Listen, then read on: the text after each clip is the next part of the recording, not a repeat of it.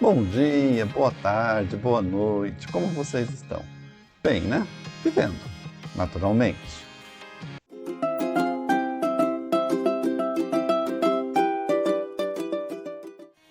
Meu nome é Olavo, sou médico, clínico geral e pneumologista que ama estudar a medicina popular, a medicina de tradição, aquela que passa de pai para filho. Nós vivemos num mundo cheio de vírus, bactérias e fungos, e nem por isso ficamos doentes. Quais são as barreiras naturais que nos protegem contra as infecções? Quais são as barreiras que nós adquirimos ao longo da nossa vida? O que são anticorpos? Todas estas respostas teremos em nossos próximos vídeos. Para não ficar enfadonho e cansativo, eu dividirei este assunto em 2 vídeos. No primeiro momento, eu falarei sobre as barreiras naturais, aquelas que nascemos com elas. E no segundo vídeo, Sistema Imunológico 2, eu falarei sobre as barreiras adquiridas, como o próprio nome está dizendo, aquelas que adquirimos ao longo do tempo. Então já aproveito para convidar você a assistir o próximo vídeo. Vamos ao trabalho?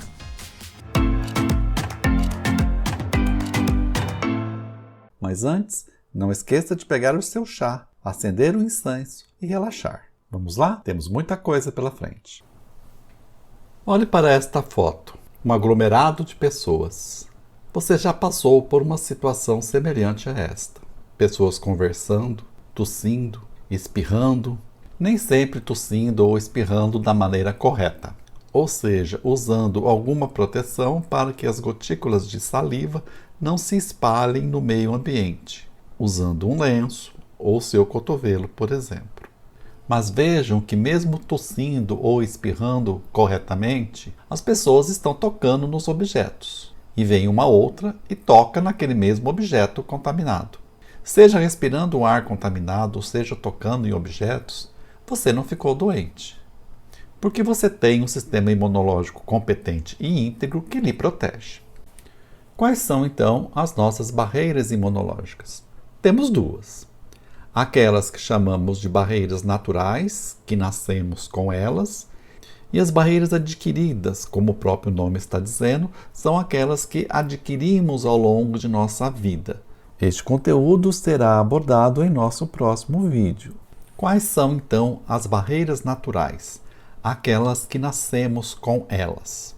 O primeiro deles é o nosso maior órgão, a pele. Nossa pele, estando íntegra e saudável, não estando com escoriações, arranhões, picadas de inseto, entre outros, nos protegerá contra a entrada de micro-organismos oriundos do meio externo. Logo ali, junto com a pele, a integridade das mucosas também é um fator fundamental. Uma mucosa oral ou de orofaringe saudável nos protegerá contra a entrada de micro-organismos pela boca, produzindo gengivites, adenoidites, amidalites, faringites, laringites, entre outras. Uma mucosa nasal que não está ressecada e não está inflamada nos protegerá da entrada de micro-organismos pela respiração. Assim, o ar que chega em nossos pulmões é o mais puro possível, e sua integridade nos protege contra as rinites.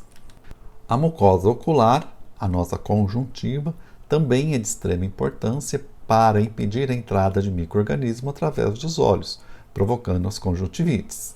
Em nossa face e no nosso crânio temos cavidades que chamamos de sinos, cujas mucosas, quando agredidas por processo inflamatório, causarão as sinusites, que nos darão uma grande dor de cabeça. As mucosas do aparelho respiratório são barreiras importantes para a entrada de micro-organismos por meio do ar. Do mesmo modo, a mucosa intestinal nos protegerá contra a entrada de micro-organismos através dos alimentos. Depois da pele e das mucosas, temos o sistema linfático. O sistema linfático é constituído por uma rede de pequenos vasos que drenam o seu conteúdo nos linfonodos, que são pequenas nodulações existentes ao longo do nosso corpo, menores que um grão de feijão, mas de suma importância para as nossas defesas. Quando você foi ao médico, no início do exame físico, ele deve ter palpado as cadeias ganglionares existentes ao longo do pescoço, da região clavicular, da região axilar, da região inguinal. Ele procurava por linfonodos aumentados, pois quando aumentados indicam que existe alguma morbidade, existe alguma doença que está aumentando o tamanho desses linfonodos. Quando esse aumento de tamanho é produzido por infecções, produzem as famosas ínguas, que são aquelas nodulações dolorosas que estão no trajeto de algum processo infeccioso. Por exemplo, amidalites e faringites darão ínguas no pescoço, seja na região anterior ou na região posterior. As lesões de pele, de braço e antebraço darão ínguas na região axilar. As lesões da pele das pernas causarão íngua na região inguinal. Dentro das cavidades torácicas e abdominais também existe uma rede de linfonodos bastante exuberante, que somente serão observados através de aparelhos, como por exemplo durante uma laparoscopia. O sistema linfático é uma barreira imunológica de extrema importância. Através da sua linfa, irão nos proteger contra uma série de micro-organismos e também tentarão barrar a disseminação das células cancerígenas. Após examinar o seu sistema linfático, o médico provavelmente pediu para você abrir os olhos, pois ele iria examinar as suas conjuntivas. Além de observar a integridade das conjuntivas, ele também observou se você estava produzindo lágrima. A lágrima é uma importante barreira contra a entrada de micro-organismos, pois além de conter água, possui imunoglobulinas, que impedirão a entrada de vários micro-organismos através dos olhos. Além de que a presença da lágrima é de fundamental importância para lubrificar as conjuntivas e impedir que ocorram lesões de retina. A próxima a ser examinada é sua mucosa oral. O médico pediu para você abrir a boca, pois ele desejava visualizar se suas adenoides e suas amígdalas estavam aumentadas. As adenoides e as amígdalas são importantes tecidos linfóides ricos em células de defesa que impedirão a entrada de micro-organismos através dos alimentos e pela respiração. Por isso, a retirada cirúrgica das adenoides e das amígdalas tem de ter indicação precisa, pois elas são muito importantes para as nossas defesas. Já falamos destes pontos vermelhos. São as regiões dos linfonodos. Vamos falar agora de outras barreiras naturais importantes. O timo, presente na criança, mas que no adulto ele involui, ele seca, ele murcha. Não encontraremos timo nos adultos. O tecido linfóide presente nesta glândula é de suma importância para a diferenciação celular, como veremos posteriormente. O baço. Este órgão também é importante para a diferenciação celular e é ele que retira da circulação as células mortas, as hemácias, os leucócitos, dentre outras. Placas de Peyer. As placas de Peyer são aglomerações de tecidos linfóides que existem na mucosa do intestino. Elas irão impedir que as bactérias que existem na luz intestinal atravessem a mucosa intestinal e caiam no peritônio, a cavidade abdominal. Lembramos que no intestino saudável, as bactérias que lá habitam são bactérias do bem. São bactérias da nossa flora normal que estão ali para impedir que as bactérias do mal cresçam, se multipliquem e se proliferem, atravessando as barreiras de defesa intestinal e causando doenças.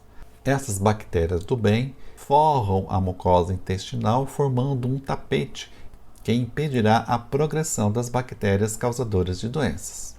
Por isso, é de extrema importância que tenhamos uma alimentação saudável, que não tomemos antibióticos sem uma indicação médica precisa, pois não podemos destruir as nossas bactérias do bem.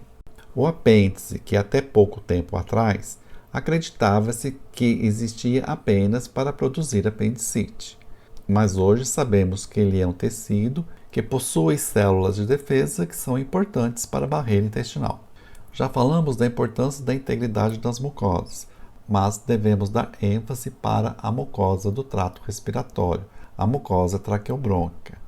Nela estão presentes glândulas que irão produzir muco, o catarro, e neste catarro, além de células de defesa, existe uma grande quantidade de imunoglobulina, as imunoglobulinas A, que irão impedir a proliferação de micro-organismos que entram pelo ar. Além disso, as células desta mucosa apresentam cílios que funcionam como uma vassoura. São eles que irão varrer aquelas substâncias estranhas que entraram pelo ar para fora. E o indivíduo irá tossir, jogando com a tosse aquele material estranho que tentou entrar nas vias respiratórias pelo ar, nos protegendo assim contra as pneumonias. Desnecessário dizer que todo este rico mecanismo de defesa será destruído pelo tabagismo. Os fumantes crônicos tendem a ter infecções pulmonares de repetição, como as bronquites, por exemplo. E por último, mas não menos importante, não podemos deixar de citar a medula óssea, pois é ela que produz todas as células de defesa do nosso organismo, como veremos no próximo vídeo, Sistema Imunológico 2. Então, respondendo àquela pergunta, quais são as nossas barreiras naturais, podemos responder que são inúmeras. Resumindo, a primeira barreira que está logo ali, nos defendendo contra as agressões do meio ambiente, é a pele, seguida das mucosas. Depois temos as adenoides, as amígdalas, a medula óssea, que será produtora das células de defesa que veremos no próximo vídeo, as bactérias da luz intestinal, as placas de Peyer, o apêndice, o timo, as glândulas brônquicas e as células produtoras de muco que nos protegerão contra a invasão de micro-organismos vindos pelo ar, e o sistema linfático representado pelos seus linfonodos. Não podemos esquecer do baço, que é um importante órgão para a remoção das células que já morreram. E assim terminamos a primeira parte do sistema imunológico e já convido você para assistir o próximo vídeo, onde falaremos sobre as barreiras adquiridas, como surgem as células de defesa.